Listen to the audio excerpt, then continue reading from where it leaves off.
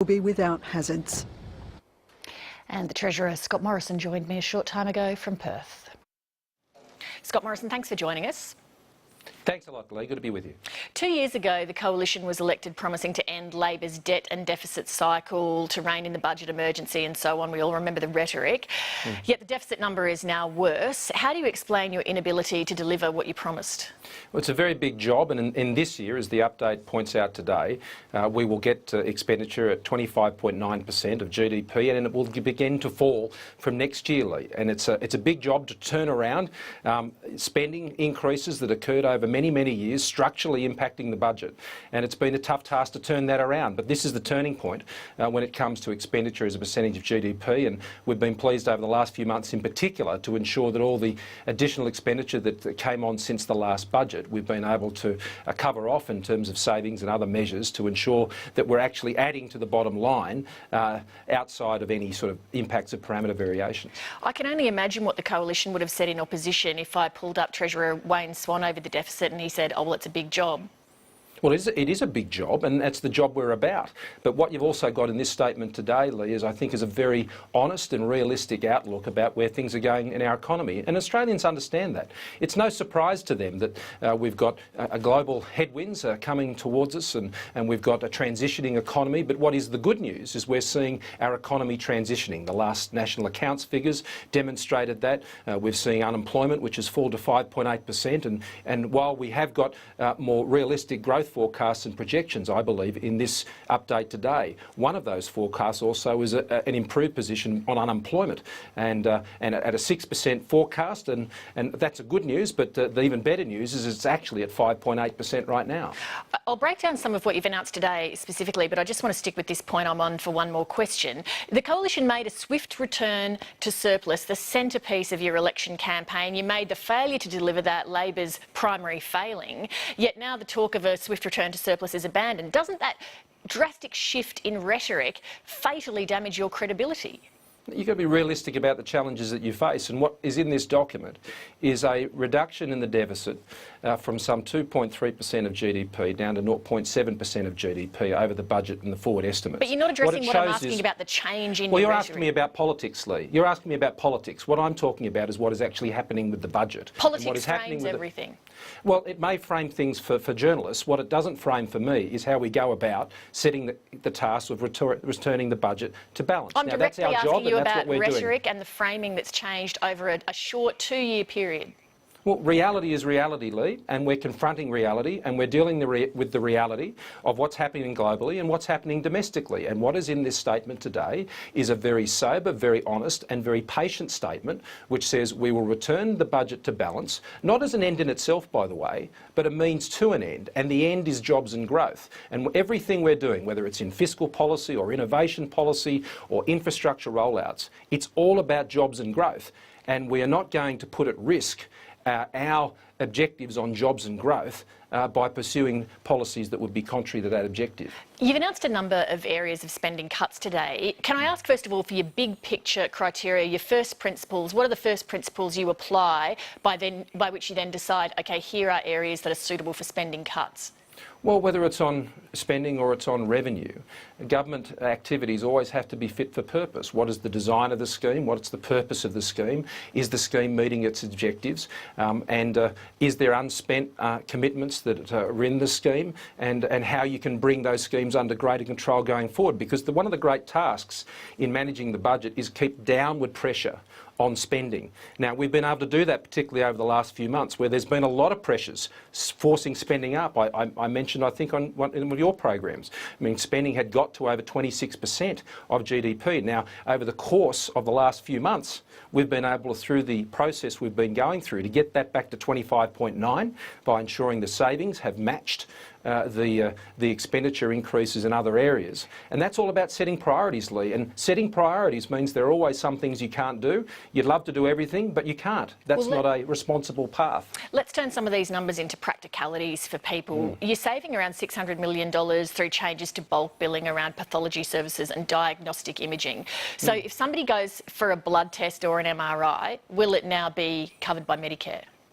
Well, yes, it will be covered by Medicare. Of course it will. What is not changing is what is occurring with the Medicare benefit schedule. What is changing is there are some bulk billing incentive payments that are being provided to people who aren't concessional patients. They're not children under the age of 16, and we're simply applying the same test for those services to those that apply for GPs. Now, the previous government allowed this system to get away from it when it came to expenditure, and expenditure was rising in this area. And so it's important that the payments which are being made to the providers, they're not being made to patients.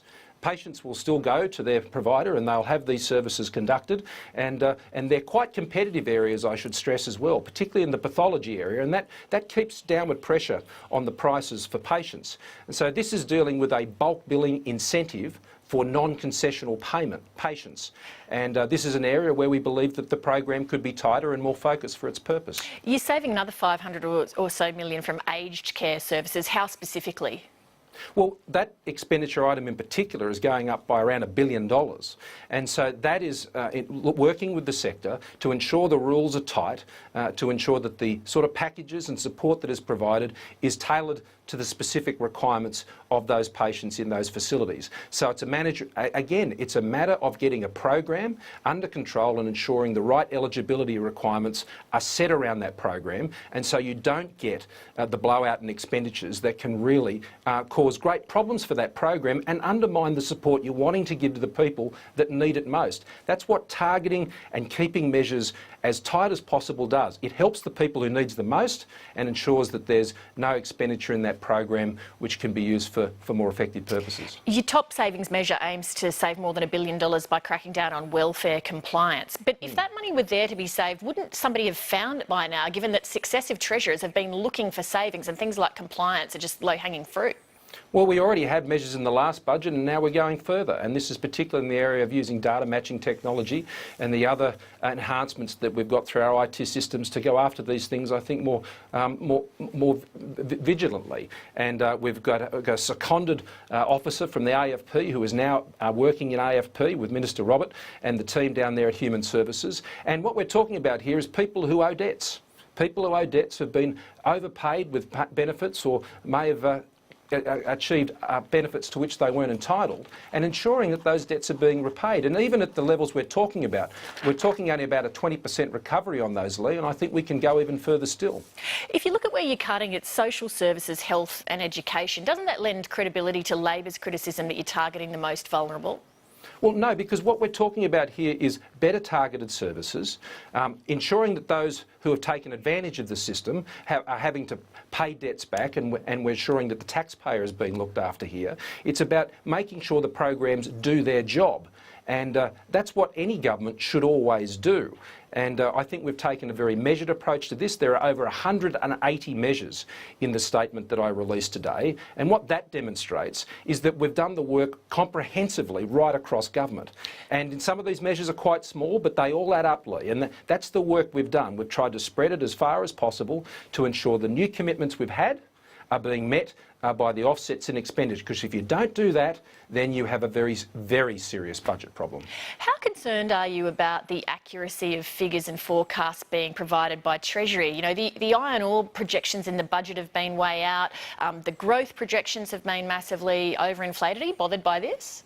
Well, we've done a lot of work on that, particularly over the last few months. I think what you see in the forecasts, and particularly the projections in the outer years, which are at 3%, down from 3.5%, that I think is a very sober and realistic assessment of where the economy is heading. They've done a lot of work, particularly around the impacts of changes in population growth and the working age population, and that obviously impacts on these numbers. I think the forecasts may well prove to be conservative, particularly on the unemployment side of things. But on the iron ore price, I don't think anyone's had any magic formula on that. At the last budget, my predecessor was accused of being too pessimistic on the iron ore price, and history has proved that to be quite different. Well, now, we've seen budget after budget where the numbers have worsened. Are you suggesting that because you've taken a sort of I guess, slightly pessimistic approach here that we shouldn't see that happen come the budget in May? Well, there can be no guarantees on what are forecasts, Lee. I mean, we don't know the future, but the iron ore price has been struck at the 4-week average moving forward.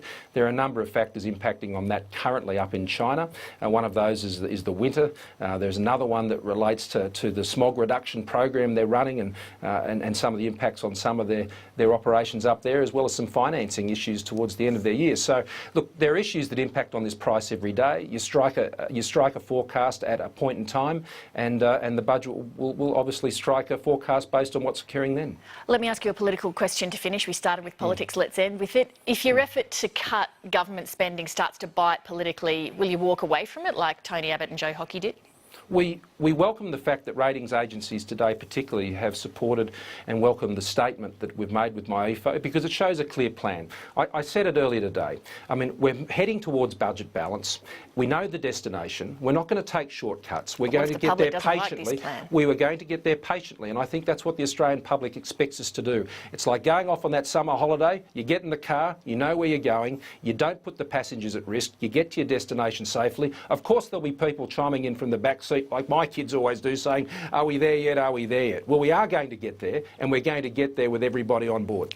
Scott Morrison, we're out of time. Thank you very much for joining us from Perth. Thanks a lot, Lee. Thanks for your time.